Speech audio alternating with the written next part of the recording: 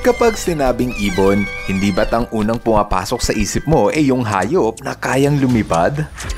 Dahil sa paglipad ng mga ibon, nakaabot na sila sa kung saan-saang parte ng mundo. Lumilipad sila upang makadagit ng pagkain. Lumilipad sila para makatakas sa kalaban. At lumilipad sila upang manirahan sa taas ng puno. Yun nga lang, hindi lahat ng ibon ay may ganitong kakayahan. May iba kasi na mas pinilin tumapak sa lupa at mas minabuting mamuhay ng hindi lumilipad. Ang tawag sa kanila, flightless birds. Ito yung mga ibon na walang kakayahang lumipad. Kung tutusin, kakaunti pa lang sa ating mga Pilipino ang nakakaalam tungkol sa buhay ng mga flightless birds. Hindi natin alam kung bakit mas gusto nilang manatili sa lupa. May ganito bang ibon sa Pilipinas? At bakit malapit na silang maubos? Simulan natin ang kwentuhan sa kung paano nga ba lumilipad ang mga ibon. Mahaba ang pakpak ng mga ibon, kaya nakakayanan nito na buhatin ang sarili sa tuwing ipinapagaspas ang pakpak. Ngunit para sa mga flightless birds, masyadong maliit ang kanilang pakpak. Ang halimbawa na lang nito ay ang flightless cormorant ng Galapagos at ng great cormorant na marunong lumipad. Mas maliit ang pakpak ng flightless cormorant kaya hindi nito kayang lumipad, hindi gaya ng ibang cormorant na kayang lumipad. Pangalawang dahilan kung bakit hindi nito kayang lumipad ay nasa istruktura ng kanilang katawan. Kung susuriin mo ang kalansay ng kalapate, dito mo makikita ang malaking buto na tinatawag na keel. Mahalaga sa mga ibon ang buto ng keel dahil andito nakadikit ang muscle na pectoral o yung tumutulong sa ibon upang makalipad. Kung pagtatabihin mo ang buto ng manok na hindi lumilipad at buto ng kalapate, mapapansin mo na walang buto ng keel ang manok. Kaya hindi nakapagtataka na hindi kaya ng manok na lumipad dahil wala silang buto ng keel at maliit lang ang kanilang pectoral muscle. Ang pangatlong dahilan ay ang selective breeding. Kung tutusin, hindi naman kasalanan ng mga manok kung bakit hindi nila kayang lumipad. Iyan ay dahil sa ilang libong taon nang binreed ng mga tao ang manok kaya nagbago ang katangian nito at umabot sa punto na hindi na kaya pa ng manok na lumipad sa sobrang katabaan. Nawala na rin ang buto ng keel ng manok at lumiit din ang kanilang pectoral muscle kaya nawala na sila ng kakayahan pang lumipad. Hindi na sila katulad ng kanilang ninuno na wild jungle fowl na kaya pa rin lumipad. Ganon din ang mga itik. Dahil sa ilang libong taon ng pagbibreed ng mga tao sa lahi ng itik, pati ito ay nawalan na ng kakayahang lumipad kumpara sa mga wild itik. Dahil sa selective breeding, pinataba ng mga tao ang bawat itik na kanilang inaalagaan at dahil sa sobrang katabaan, hindi na kaya pa ng itik na lumipad. Kung sa simula pa lang ng ating kwentuhan ay marami ka nang natututunan, pues, dapat mong pindutin ang subscribe button para palagi kang updated sa mga ina-upload kong videos. Kung napindot mo na ang subscribe button, edi maraming salamat! Ang pang-apat na dahilan ay energy conservation. Kapag sinabing energy conservation, tinitipid ng ibon ang kanyang enerhiya kaya ayaw na nitong lumipad.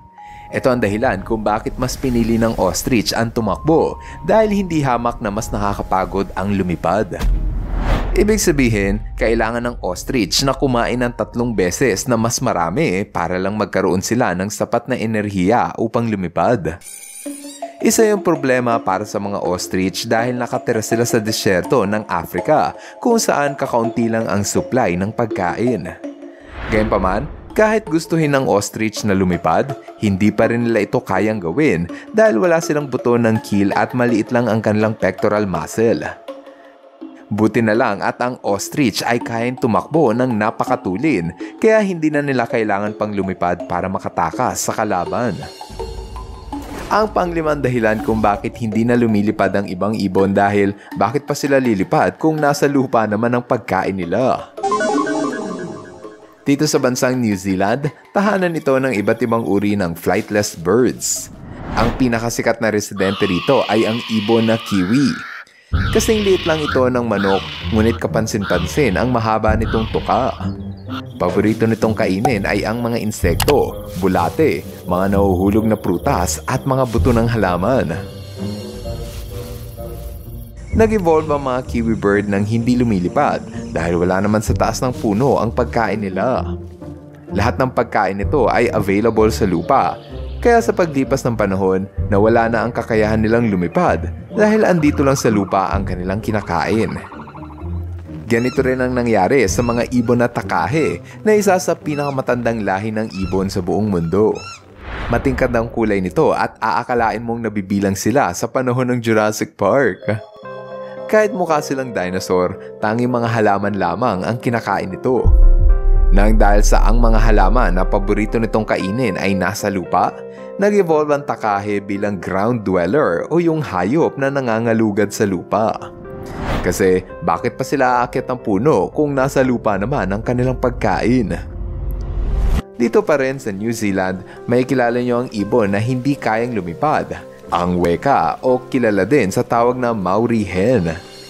Noong nakalipas na milyong taon, ang mga takahe ay kayang lumipad, ngunit dahil sa wala namang predator o maninila sa New Zealand, nag-evolve ito na wala nang pangangailangan sa paglipad. Ito ang pang-anim na dahilan kung bakit may mga ibon na hindi lumilipad. Wala kasing predator sa kanilang lugar. Dito sa New Zealand, walang ahas, walang pusa at walang mga gutom na predator. Kaya ang weka naging kampante na sa paligid dahil alam nila na wala na silang kalaban. Ito nga marahil ang dahilan kung bakit hindi takot sa tao ang mga ibon na ito dahil sa loob ng mahabang panahon, walang gutom na hayop ang sumubok na kumain sa kanila. Kaya akala nila maski ang mga tao ay ligtas lapitan. Ganun din ang mga ibon na kakapo.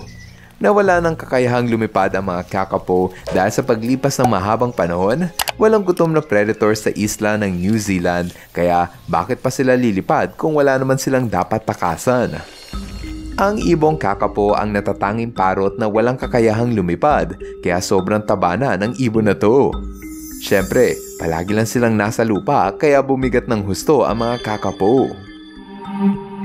Ang kawalan ng predator o mabangis na hayop ang tumutulak sa ibang ibon upang hindi na lumipad at manatili na lang sa lupa. Madalas ay nangyayari ito sa mga tagong isla kung saan ay walang kalaban ng ibon. Ang halimbawa nito ay ang isla ng Kalayan.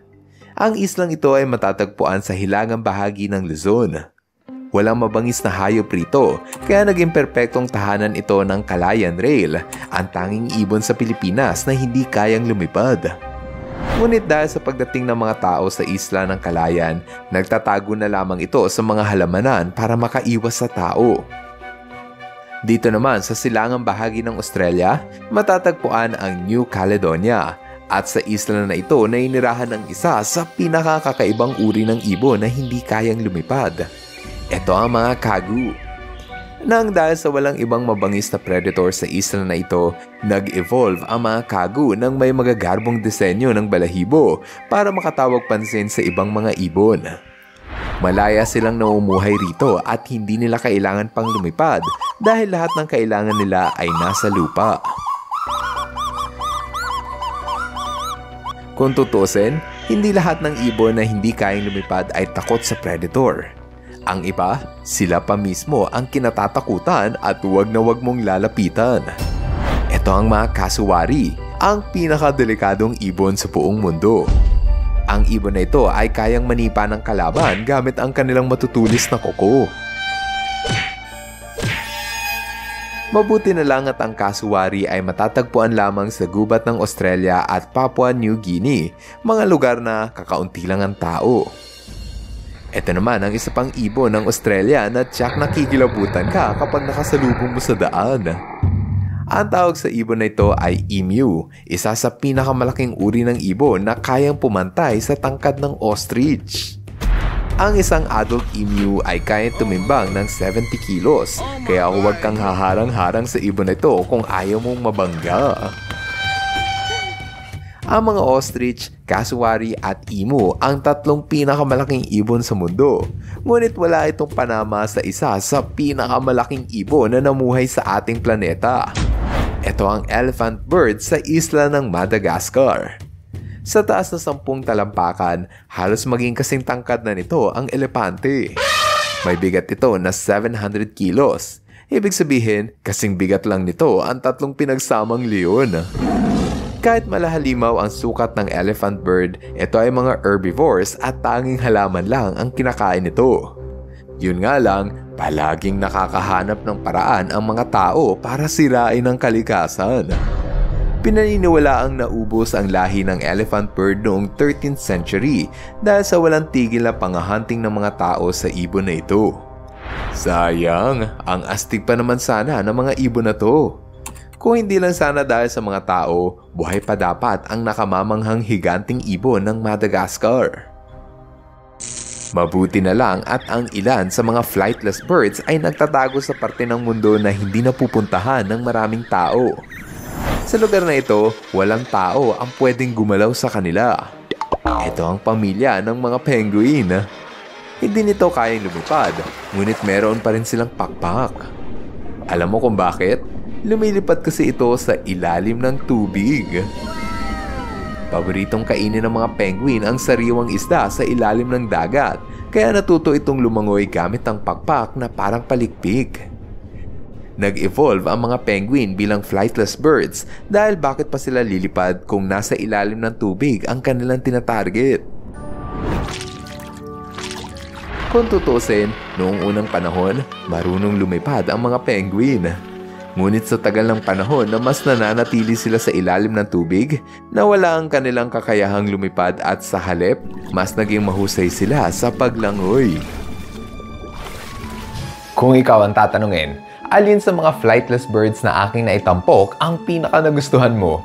Para sa akin, nagustuhan ko ang mga takahe dahil mukha silang maliit na version ng dinosaur. Kung ano man ang hayop na napili mo, pa-comment na lang sa ibaba ng video nang mabasa namin. Ngayon, andito na tayo sa ating shoutout portion. Hello sa kapatid kong si Mami Ella, Kuya Darwin, Ate Eunice, Kuya Dylan at Baby Ayabay. Belated happy birthday kay Mary Gent Loriz. Happy birthday rin kay Simon John G. Dela. At kina Aniza, Inigo, KZ, Mami Joy at Daddy JR Zaide. Maraming salamat sa inyong panonood. Now, see you guys in our next video. Bye-bye! Hello mga ka-FTP! Ako si Nomer at nagpapasalamat sa inyong panunood. Kung nagustuhan nyo ang video ito, subscribe na sa FTP channel. Don't forget to hit the subscribe button para updated ka sa mga bagong videos. Paalam!